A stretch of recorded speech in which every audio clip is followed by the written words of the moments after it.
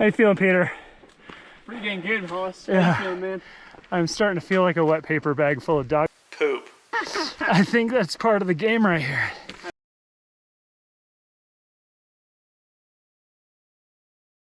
The Ouray50 is a challenge. It was just right around 54 miles, about 23,000 feet of climbing. It has a 24-hour cutoff time, which is more common for most 100-mile races. It's a low-key event. There's 2 cones for a finish line. There's no like huge banner or spotlights or any celebration. It's put on by a couple of my friends, so that was kind of how I got hooked into it. Had volunteered at it and tried to course mark and stuff in the past, so I kind of knew it. And it's in our backyard. It's like the most beautiful place that I know of. So kind of had its hooks in me for a few years, which is why I decided to train for that this year and make this kind of my A event. So I vaguely remember about 90 racers starting the 50, and there's a 100-mile race that starts the day before, the morning before, and then they time it so the cutoffs are similar all the way up until the finish line, and then that cutoff is the same. So I have 24 hours, and 100-milers have 52 hours to finish. Anyway, I think there's about 90 or 100 of each category. Typically, the 100 racers would have like a single digit up to 199. And then the 50-mile racers would have like 501 through whatever the higher number is. And if you're sarcastic with the race director about getting dead last in a 24-hour race, they hand custom make you a 23, 40, or 59 race number. So that was a funny thing throughout the whole race. Everybody was asking me how I got a 4-digit number and what I had to do to get that. Climbing Campered Road. I'm a little over 2 miles in, feeling pretty good. Met a trail friend, Brian, from Glenwood Springs, and we're just chipping away at it together. So far, so good. Weehawken Trail, and hour and 14 minutes in, and I'm getting my first raindrops. Nice work, man. Hey, thanks, bud. You too. Yeah, just wanted a little proof that there is some runnable terrain out here. Not a ton of it, but there's a little bit. Yeah, it's been pretty awesome. Just had a 3rd and 4th place run by me, and I'm at 5.5 miles, an hour and 37 minutes. And here comes 5th. Nice work, dude. Yeah. Good run. Fuck yeah. 5th place, crushing it. He gave me a warning that the hole punch might be broken. It's pretty stereotypical. So it happens when you buy hole punches at Walmart, Charles. Last runner went by, said inches away. I wonder what that means in ultra running talk. Still new to this. There we go. Well, you got video of me, Charles. It's better than the hole punch, I think. That's where we started, folks. Making my way down Weehawken, Alpine Mine, and feeling pretty strong. Now that I turned it downhill, I think I just had to loosen up my legs. Catching up to a few. Thanks. Looking strong. Got a big smile. It's important. Lots of big smiles on people's faces. This out and back format is super cool. I didn't expect like the swings of emotion and to kind of feel as raw as I did, as early as I did. I feel like within like 20 miles, I was already starting to get into some like low points, questioning whether I'd be able to finish it at all. And then also some crazy highs where I was running faster than I thought I would in a race environment, and even faster than some of my training effort. Kind of getting my 3rd wind here, I think. Definitely tired, but the legs are a little beat up. I'm looking forward to some real food. There's that whole saying, I feel like $1 million. That's not accurate at all. It's more like, probably like 350,000 at this point. I don't know, I'll check in later at some point and give a more updated version, but I think this view is worth at least 100,000. The hills are alive with the sound of music. Horrible off-key music. I'm getting a little delirious. Really looking forward to a burrito and some top ramen at the aid station, or like a pizza, burger, quesadilla thing. Looking so good. Good on this grade. You should see me climbing. Yes. I might as well be on my hands and knees. Yeah, babe. Yeah, how much of it is runnable? I tried to run everything that I could. There's definitely like some gradual climbing, and I would hold back and kind of like, quote, power hike it, which is just a way to not bruise my ego. I just walked it slowly with trekking poles. 43 bottles of beer on the wall. 43 bottles of beer. Take one down, pass it around. 42 bottles of beer on the wall. Oh, ever get that feeling that you've been here somewhere before? Good job. Thanks. How far is the aid station? Roughly 2. 2 miles. Yeah. You'll be able to smell the quesadillas in no time. Just dropping in from the top of Hayden. I think I'm back up to about 400 now. Up from 350 earlier. Seems like I want to quit every time there's a steep climb for longer than about an hour, which is every climb. And then after that, I'm good on the descents. Come on, Chris Marcinek, where's your tree pruning skills? Oh! These races are hard. The race directors are jerks. And the views just totally suck. First ultra, arguably one of the hardest. And I'm definitely questioning my sanity. Chris and Christy, excellent job on the miso rice cakes or rolls or whatever. I would have to say perfect consistency of rice. Even after being in my pocket for like, I don't know, 7 hours and 20 minutes. Whew. It's no good. Right after I shut off the camera from saying thanks to Chris and Christy, I'm pretty sure I sharted. I ended up having this aid station that was like far superior to any aid station I'd ever witnessed. Jerry came out. He used to crew for like national champion mountain bike teams.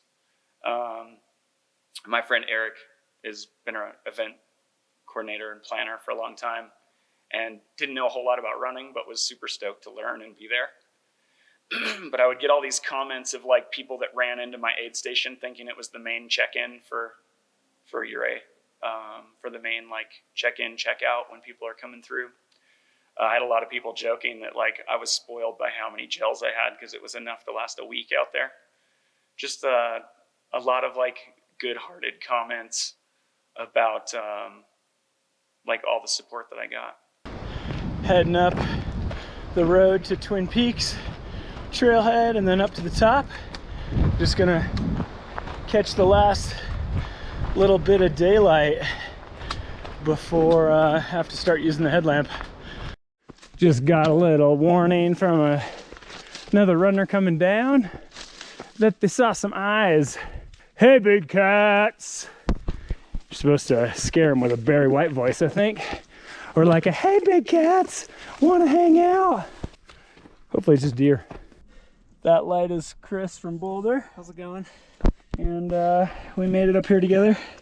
Oh man, thanks for sharing that with me, dude. Yeah, good to have somebody. I was in a dark place coming up that thing. What are a few of your favorite memories as from the whole race?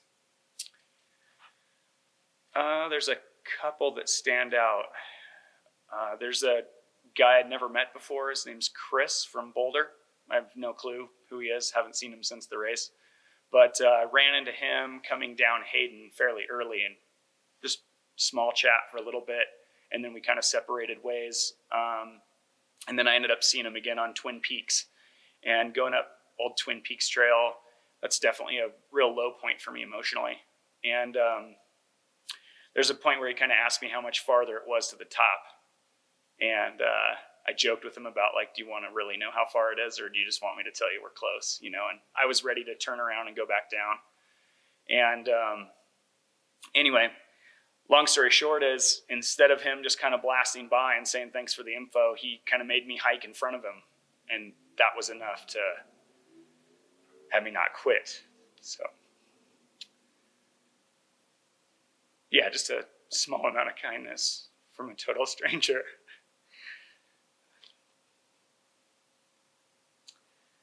And it saved, like, my finish and months of preparation just from somebody kind of waving me on.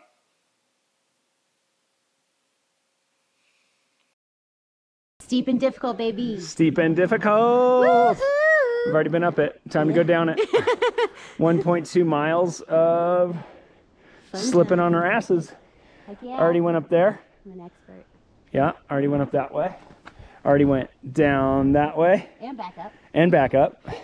And Rachel's hauling me into the finish. Eating farts, baby. Yeah, 2 down already. One wrong step and I would die.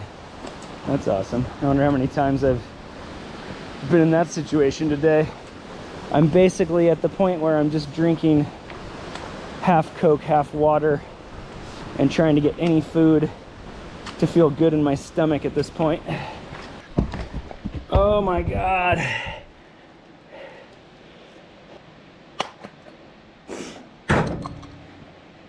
Oh, so brutal, Charles.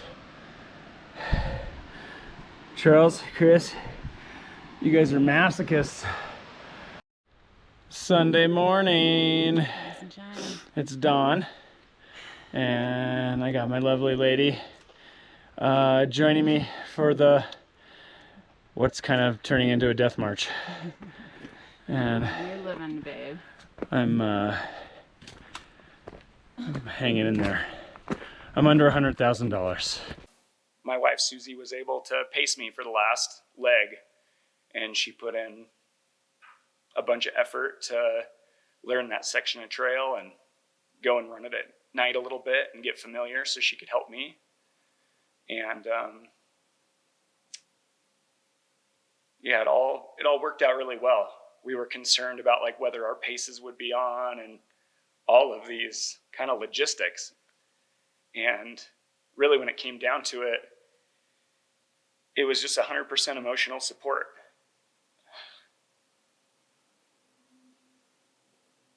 It was a good bonding experience.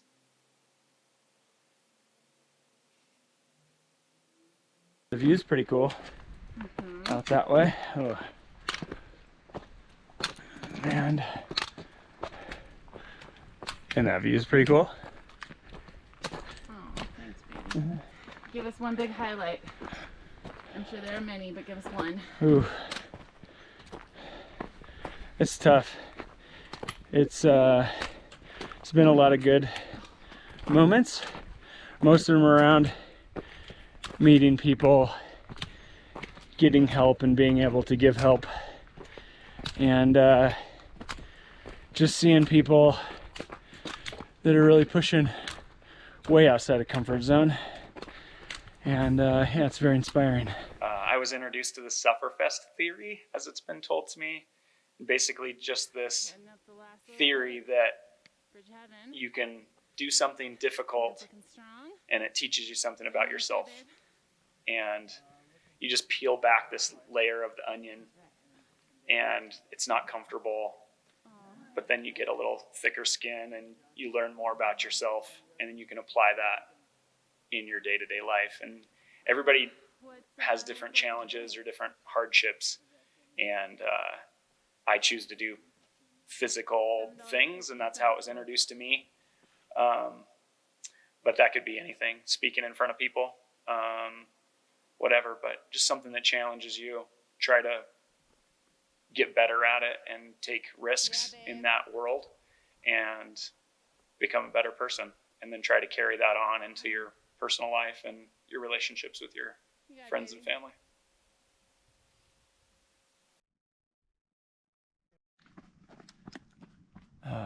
I've hit all the summits. I just gotta coast it downhill. I can barely stand up straight. You're doing great, baby. I'm a wreck. Whew. Yeah, Yeah, hurting pretty bad, yeah. but it's all right. I'll make it. Where's the bank at, baby? Oh my, $3.10. $3.10, folks. Thank you. Hi. You got a girlfriend. Thanks so much. Big for pulling finish. over. Finish strong. I would say that it hurt out there. It's hurting as bad as I thought that it could. It's just hurting that bad for longer than I thought it would.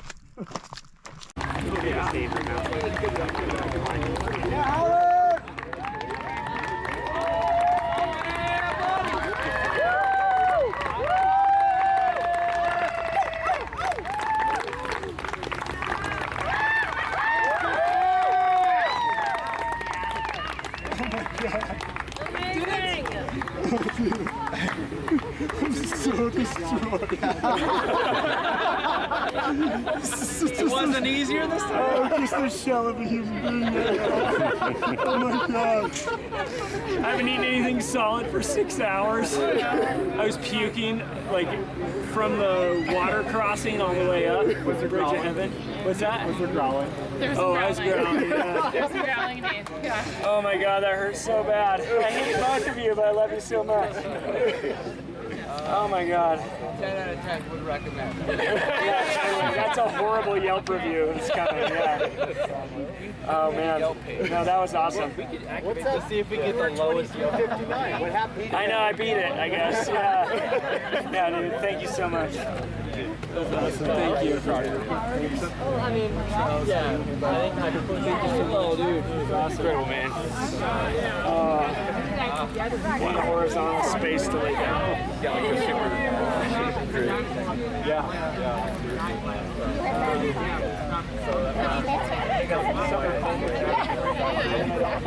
got 3 sons. Yeah, My first reaction to hitting you, I have to get it right away. yeah, no worries. I don't know how long I'll be able to speak. Job study.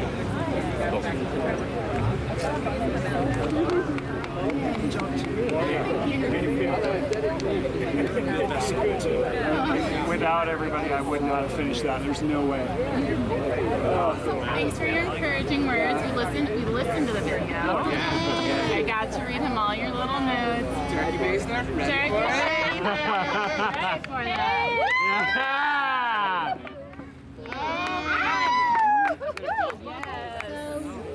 Yes.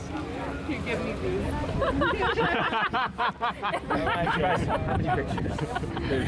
This is crotch.